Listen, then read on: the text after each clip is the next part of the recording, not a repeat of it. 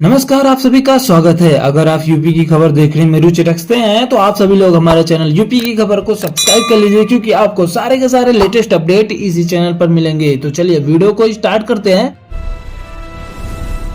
तो चलिए शुरुआत करते हैं पहली बड़ी खबर से। उत्तर प्रदेश के सहारनपुर से एक बहुत बड़ी विकास योजना सामने आई है। यहाँ 13 गांवों को मिलाकर करीब 1000 हेक्टेयर जमीन पर एक मेगा इंडस्ट्रियल हब बनाया जाएगा। सरकार का लक्ष्य है कि इस क्षेत्र को एक बड़ा औद्योगिक केंद्र बनाया जाए, जिससे हजारों युवाओं को रोजगार मिल सके।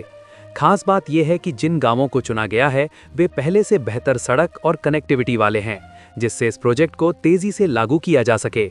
ये योजना पश्चिमी उत्तर प्रदेश के विकास में बड़ा रोल निभा सकती है। अब दूसरी बड़ी खबर। यूपी सरकार ने एक और बड़ा फैसला लेते हुए नेपाल बॉर्डर की ओर 102 किलोमीटर लंबी 4 लेन हाईवे परियोजना को मंजूरी दे दी है। इस परियोजना की अनुमानित लागत करीब 7000 करोड़ रुपए बताई जा रही है। इस हाईवे के बनने से सीमावर्ती इलाकों में ट्रांसपोर्ट आसान होगा, साथ ही सुरक्षा के लिहाज से भी ये काफी अहम माना जा रहा है। ये सड़क व्यापार और कनेक्टिविटी दोनों को मजबूती देगी। अब बात करते हैं तीसरी खबर की। राजधानी लखनऊ में अब ग्रामीण और शहरी इलाकों को जोड़ने के लिए एक नई बस सेवा शुरू की जा रही है। इस योजना के तहत हर 2 घंटे में बसें चलेंगी, जो 4 अलग-अलग तहसीलों को कवर करेंगी। इससे गांव के लोगों को शहर आने जाने में काफ़ी आसानी होगी, खासकर नौकरी, पढ़ाई और इलाज के लिए। ये कदम लोकल ट्रांसपोर्ट सिस्टम को मजबूत करने की दिशा में काफ़ी अहम माना जा रहा है। अब चौथी खबर। उत्तर प्रदेश के बिजली सेक्टर में एक बड़ा बदलाव किया गया है। सरकार ने प्रीपेड मीटर सिस्टम को खत्म करने का फैसला लिया है और अब पूरे राज्य में स्मार्ट मीटर लगाए जाएंगे। स्मार्ट मीटर के जरिए बिजली की खपत का सटीक डेटा मिलेगा और बिलिंग प्रक्रिया पूरी तरह पारदर्शी और डिजिटल हो जाएगी। इससे बिजली चोरी पर भी लगाम लगने की उम्मीद है। अब बात करते हैं पांचवी खबर की। प्रदेश में तेजी से हो रहे इंफ्रास्ट्रक्चर विकास के चलते सरकार अब ई-कॉमर्स हब बनाने की दिशा में भी तेजी से काम कर रही है। नई पॉलिसी के तहत लॉजिस्टिक्स, वेयरहाउसिंग और डिजिटल बिजनेस को बढ़ावा दिया जाएगा।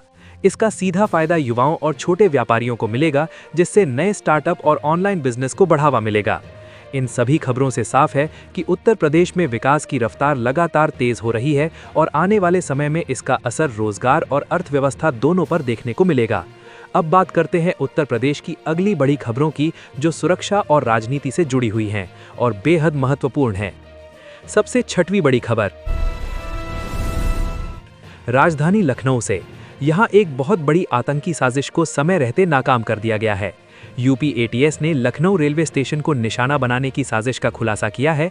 इस मामले में 4 संदिग्ध आतंकियों को गिरफ्तार किया गया है, जिनके तार पाकिस्तान के हैंडलर से जुड़े बताए जा रहे हैं। जांच एजेंसियों के मुताबिक ये लोग रेलवे इंफ्रास्ट्रक्चर पर हमला करने की योजना बना रहे थे।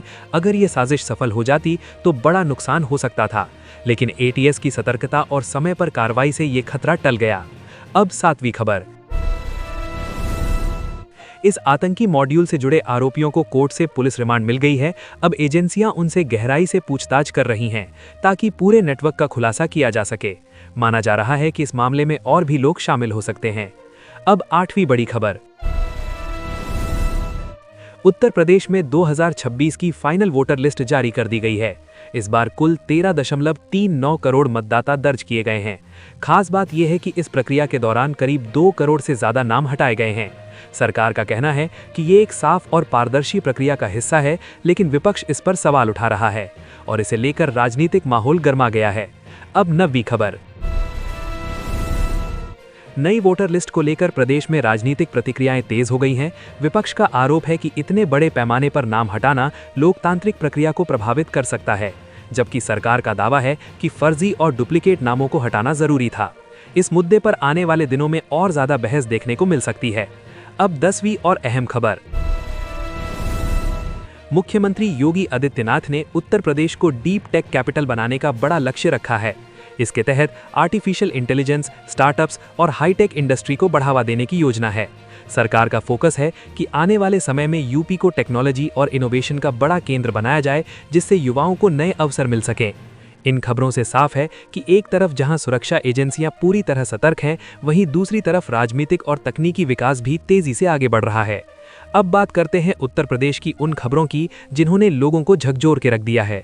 ये हैं क्राइम और लोकल घटनाओं से जुड़ी सबसे बड़ी खबरें। सबसे 11वीं खबर मेरठ से। यहाँ एक बेहद हैरान कर देने वाला मामला सामने आया है। एक रिटायर्ड क्लर्क ने अपनी ही बेटी की लाश को करीब 4 महीने तक घर में छिपा कर रखा।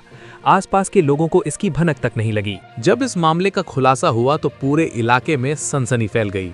पुलिस ने आरोपी को हिरासत में लेकर जांच शुरू कर दी है और ये पता लगाने की कोशिश की जा रही है कि आखिर ऐसा कदम क्यों उठाया गया।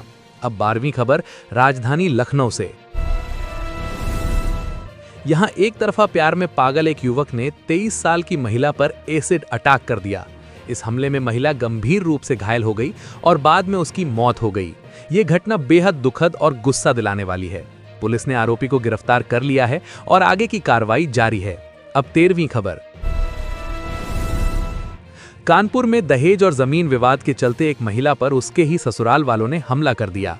बताया जा रहा है कि काफी समय से विवाद चल रहा था जो अब हिंसा में बदल गया।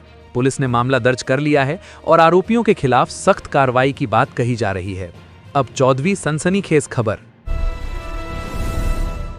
राजधानी लखनऊ में ही एक महिला हाईकोर्ट की छत पर चढ़ गई और वहां से उसने गैंगरेप और जबरन धर्मांतरण का आरोप लगाया। इस घटना के बाद कोर्ट परिसर में हड़कंप मच गया। सुरक्षा कर्मियों ने काफी मशक्कत के बाद महिला को नीचे उतारा। अब इस मामले की जांच की जा रही है और सच्चाई सामने लाने की कोशिश हो रही है। अब 15वीं खबर। इन सभी घटनाओं के बाद एक बार फिर कानून व्यवस्था को लेकर सवाल उठने लगे हैं। हालांकि पुलिस और प्रशासन का कहना है कि सभी मामलों में तेजी से कार्रवाई की जा रही है और दोषियों को किसी भी हालत में बख्शा नहीं जाएगा। लगातार हो रही ऐसी घटनाएं ये भी दिखाती हैं कि जहां एक तरफ विकास हो रहा है, वहीं दूसरी तरफ समाज में कुछ गंभीर समस्याएं अभी भी बनी हुई हैं, जिन पर ध्यान देना बेहद जरूरी है। इन खबरों ने पूरे प्रदेश में चिंता का माहौल पैदा कर दिया है और लोग उम्मीद कर रहे हैं कि प्रशासन जल्द से जल्द सख्त कदम उठाएगा। अब बात करते हैं उत्तर प्रदेश की अगली सबसे बड़ी खबरों की, जिनमें खेल, मौसम और अन्य अहम अपडेट शामिल हैं। सबसे 16वीं खेल जगत से बड़ी खबर। आईपीएल 2026 में 12 अप्रैल को लखनऊ में एक रोमांचक मुकाबला खेला गया, जहां लखनऊ सुपर जायंट्स और गुजरात टाइटंस आमने सामने थे। ये मैच शहर के प्रसिद्ध इकाना क्रिकेट स्टेडियम में आयोजित हुआ। इस मैच को लेकर फैंस में जबरदस्त उत्साह देखने को मिला। स्टेडियम में भारी भीड़ उमड़ी और दोनों टीमों ने शानदार प्रदर्शन किया। अब इस मैच के हाइलाइट्स को आप अपने वीडियो में जरूर शामिल कर सकते हैं, क्योंकि आईपीएल कंटेंट पर हमेशा अच्छा व्यू आता है। अब 17वीं खबर। लखनऊ सुपर जायंट्स की टीम की परफॉर्मेंस पर लगातार चर्चा हो रही है। खासकर टीम के प्रमुख खिलाड़ी निकोलस पूरन और ऋषभ पंत की फॉर्म पर सभी की नजर बनी हुई है। फैंस उम्मीद कर रहे हैं कि आने वाले मैचों में ये खिलाड़ी टीम को जीत दिलाने में अहम भूमिका निभाएंगे। अब 18वीं खबर मौसम से। 13 अप्रैल को उत्तर प्रदेश में मौसम साफ रहने वाला है। राजधानी लखनऊ समेत कई जिलों में तापमान 36 से 39 डिग्री सेल्सियस तक पहुंच सकता है। मौसम विभाग के अनुसार दिन में तेज हवाएं चल सकती हैं और गर्मी धीरे धीरे बढ़ने वाली है। इसलिए लोगों को सलाह दी गई है कि दोपहर में बाहर निकलते समय सावधानी बरतें और पानी ज्यादा पिएं। अब 19वीं खबर।